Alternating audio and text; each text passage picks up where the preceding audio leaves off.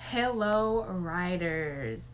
I hope you have had your breakfast. I hope you had your cup of coffee or tea, whichever one you prefer, to start your day off. It's going to be an amazing day. I speak blessings your way and the hand of God over your life in the name of Jesus. Today is not to keep your head up, but I hope you are living your life. I hope you are running your race, and I hope you're walking in your purpose.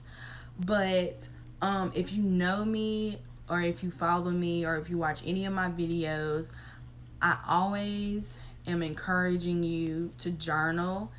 And I was asked this question by my sister. She was just like, how did you receive your healing? I was just like, I journaled a lot. And I was just thought to myself, I was just like, well, I didn't give her any points on how I journaled. So my purpose, I believe my calling is to help people heal, receive their healing through journaling. And I'm a firm believer that you can find your purpose through pain. Um, so this actually came out of pain. So I just believe that you can receive healing through journaling, through writing. So let's get started. I'm just going to give you like three simple questions that you need to ask yourself to start journaling, because most people don't know where to start. And that's not to say that, you don't know what you're doing, but it's always good to know, like, this is one way that I can journal. So I'm going to ask you three questions just to get you rolling with it. But before I get to those questions, I'm going to teach you how to set the mood.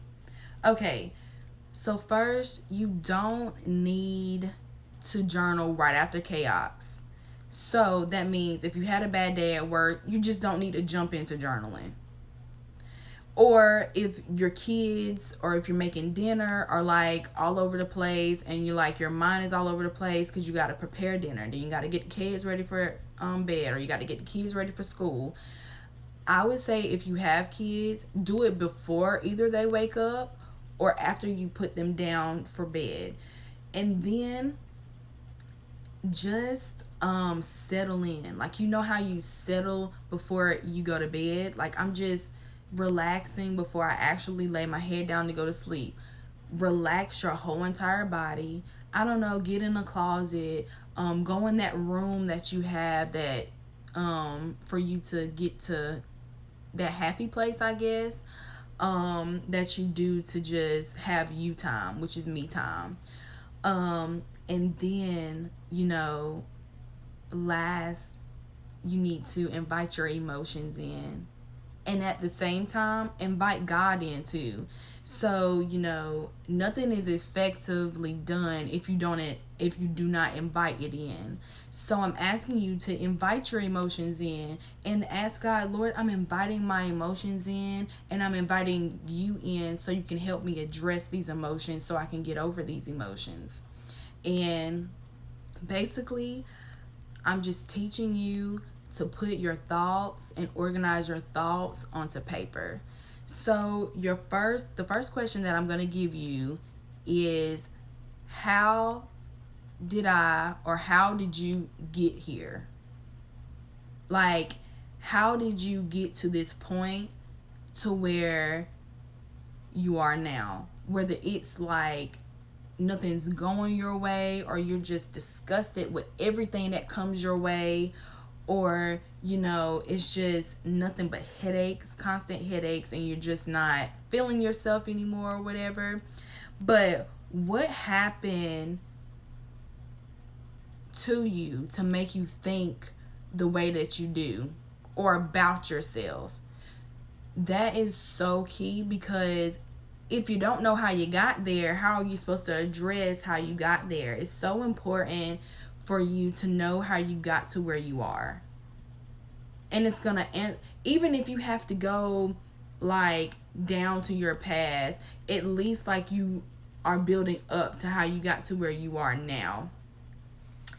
And the second question is, what have I or what have you allowed to remain stuck to you that is weighing you down or weighing me down? That is so good to ask yourself, because what have I been holding on to that I haven't noticed that's weighing me down to getting me to where I need to go? So, what have I allowed, or what do I run back to make me feel comfortable, to make it seem okay, to allow me to sit in it for just a little while to justify why I can't move to the future? You have to allow yourself to cancel everything that isn't good for you, that you have allowed to remain in your life or stuck to you, because you're not going to be able to effectively heal. You're not going to be able to effectively flourish and grow into your future.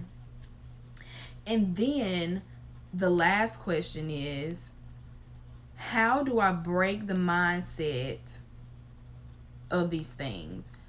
Okay, now that I got an idea of how did I get here and what have I allowed to remain stuck to me all this time, now how do I break the cycle of my mindset of how I do things, or what makes me go off in this way, or like, why do I continue to stay in this place? So it's all about breaking your mindset. So after you've answered all these questions, there might be more questions. Don't just stop here, keep going. And I'm not saying that you have to answer all of these questions right now, but you need to be self-aware about why you're feeling a certain type of way. Don't forget, like, it's not a bad thing to invite your emotions in. It's a good thing, because you're trying to figure out why you feel this way. Why do I react the way I react when I react to it? That's good for you to know, so you can work on it, so you can cancel that thing out, so you can replace it with new techniques and new tactics for you to be able to flourish on. And you need to just relax. It's just you and the paper and the pencil. If you have to cry it out the first time. Maybe you're just saying, well, I don't know. And when you invite your emotions in, your first emotion is crying. Put that, and if all you can do is cry, write the time, the date, and the day, and just be like, I cried this day. And then go back the next day and reread it again, and just be like, well, why was I crying? So it's just like question your emotions. There's nothing wrong with that. Invite them in. And that's the best thing I could ever give to you. Like, invite your emotions in, and don't forget God out of it either, because God is going to help you to be able to deal with these emotions and cause you to think about why or what happened to you for you to think like that, for you to react like that, and to think of yourself like that. So, I'm not asking you to answer the questions today. It will be good for you to, but if you need to just, think of the questions today, pause, think about the questions, and then the next day answer them, do that. This is at your own pace and at your own time. And I just want you to receive your healing. I love to see people flourish. I love to see you grow in God and just be the best you and the best version of you, of who God has called you to be. And my purpose is to help you think about those things effectively and organize those things down on paper, so you're just not rambling, or you're just not stuck with all these thoughts in your head, but you're actually thinking about why you feel a certain way. And it's okay for you to feel a certain way. No one can make you feel, no one can tell you how to feel. And I say that all the time because you can't tell somebody that you didn't make them feel that way. All you can do is apologize for the way you made them feel, and that if that wasn't your intention, then you just say, I'm sorry, I didn't know that I made you feel that way. So these are 3 effective questions to ask yourself to walk along the lines or to reach your purpose, to receive your healing. And I hope that this has helped you in some kind of way. And I hope that you remain with this and just be patient with yourself. Healing is not going to happen overnight. We just progress through our healing. It's progression. And I thank you for watching, and I just want to thank God for you, because I need you. This world needs you. It needs your purpose. And you're gonna receive your healing one way or another, but I just ask that you just stick this out. And I'll be back with another one on a different way that you can journal if this might not work for you. There's different ways out there, and I'll be learning about different ways myself so I can effectively put them into my own and make a twist.